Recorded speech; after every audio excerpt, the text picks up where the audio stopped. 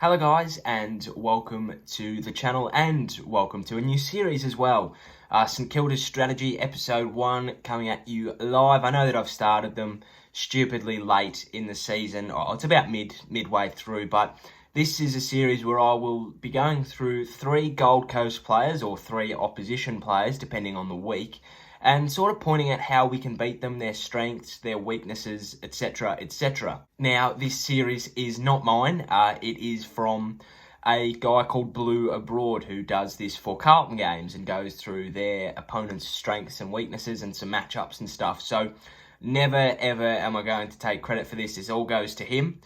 So if you're seeing this, thank you for the idea. I'm going to try and innovate it and sort of make it my own and tailor it to St Kilda. So I'll be going through 3 Gold Coast players that I think could cause St Kilda some problems on Thursday night. Now, the teams aren't out yet, but I think that the 3 players that I've sort of picked, they're not going to miss, are they? Unless they're a forced change that I don't know about.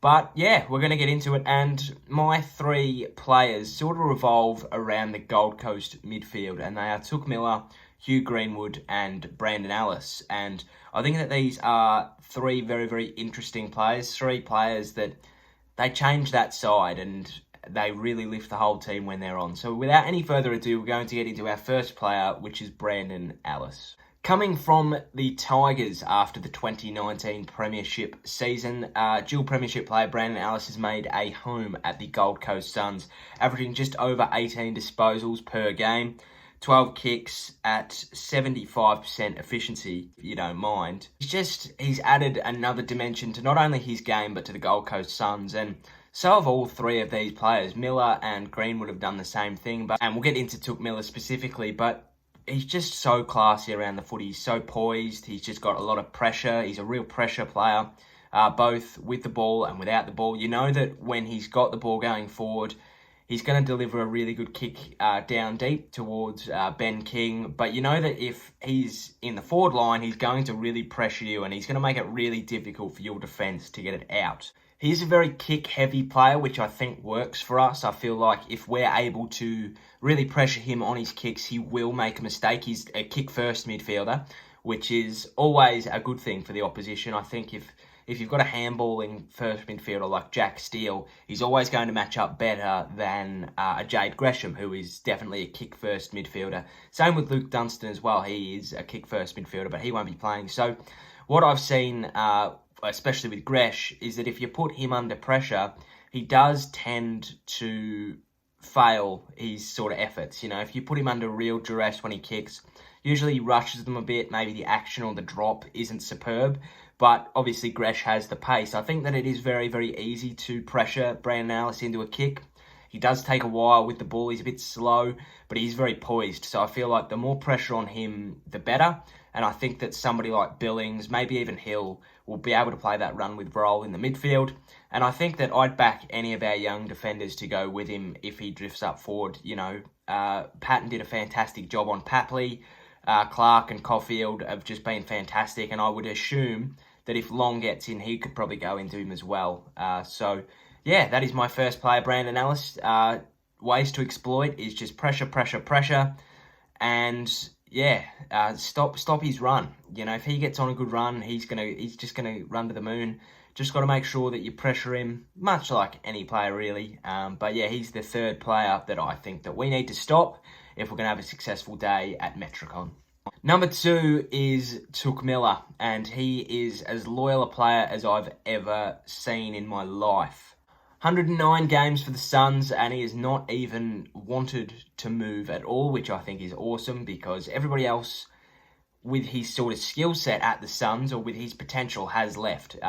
Lynch, May, Prestia, O'Meara, the list goes on. They've all sought better opportunities, but he's stuck with the Suns, and I think that now we're starting to reap the rewards of that, or they are anyway, we're not. Averaging 21 and a bit disposals this year, at 70% efficiency. He's taken his game to another level, and I think that is really, really buoyed by the fact that he's now got a midfield he can trust. Take it this way, he's either been the second fiddle behind Gary Ablett or whoever else, or he's now becoming the main man.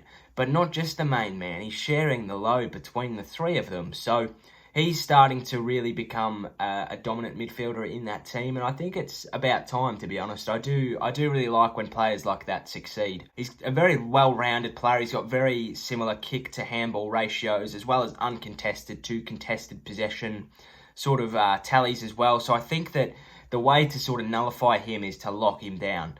And I know that Jack Steele can't do everything. I would personally send him to Hugh Greenwood, but I think that we need to shut Miller down if we want to nullify his impact. And I think it is doable. Obviously, you can't stop him all the time. He's just a gut-running machine like Bradley Hill.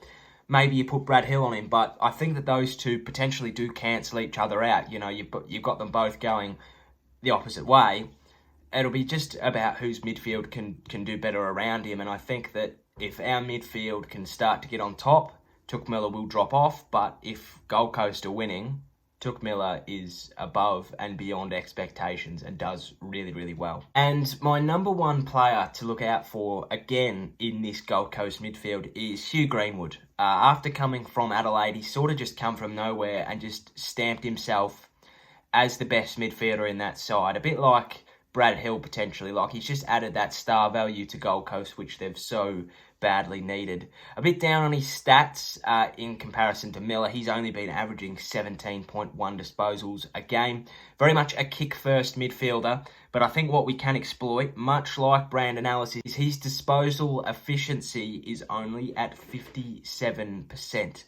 Now, I think what you need to do there is you just need to pressure him. You just need to put somebody on him like a Jack Steele who can, make you miss and make you pay, to speak in a boxing term. Floyd Mayweather makes you miss, and then he makes you pay by hitting you on the counter. I think what we can do is, again, use our half-back flank or half-back line strength and our half-back line counter-attack, make him make a mistake with the clearance, bang, go back the other way and score on him. And I think that if we can successfully do that, it hurts. It hurts mentally. It hurts a team mentally when you're able to do that, especially when it's their best player. So I do think that, again, and much like our brand of football this year, we just need to bring our pressure. This is a very, very winnable game for us, and I think that if we can get all things right again, we go into the Geelong game on Monday in very, very, very, very, very, very, very, very good stead, and I think that that is something that we just need to do. We need to hit Geelong full on. Hopefully, we make the right decision on the selection table. I'd personally go in unchanged, but I do understand the whole managing thing at the moment. Adelaide have managed a fair few players, which is a bit surprising considering that none of them have really done anything, but that's the sort of thing that teams are doing. They're managing people because they want to get the most amount of games, and then when it comes crunch time, same with North Melbourne and Geelong, people are starting to manage people. So, are we going to do the same? Maybe. Do I think we should do the same? Maybe. I guess that'll all come in time. But we've got depth this year. We have got a very, very low injury list, and I mean, to be honest, Dunstan would be great this time of year, especially with the condensed fixture, but we haven't needed him thus far, which I think is a testament to our new midfield. But I really, really, really like the direction of this football club at the moment. Hopefully we can win tomorrow night. Teams will be out tonight sometime, so you'll have to go and fend for yourself on that one. I do wish that I knew when the teams were out, because then I would tell you, and I would then maybe revise who I'm going for. But hopefully they have all three of them out, because if they do, we're going to have a field day. But I think it'll be one in the midfield. I think that if we can shut down those three players and punish them, and especially when we go forward like we have been doing, lots of scoring shots and hopefully good scoring efficiency, we should have no problems and we should remain in the top 4. So that is today's video. St Kilda's strategy number 1 is done. Let me know if you liked it. Let me know if there's anything I could actually do to spice this up a little bit. Maybe I'm on the right track, maybe I'm on the wrong track. This is all a feedback sort of based episode. Hopefully you enjoyed nonetheless. Enjoy the game tomorrow night. Hopefully we get up. Calm the Saners. Enjoy the rest of your day. Enjoy the double-header tonight and the Collingwood game tomorrow afternoon. Cheerio, sayonara, and goodbye.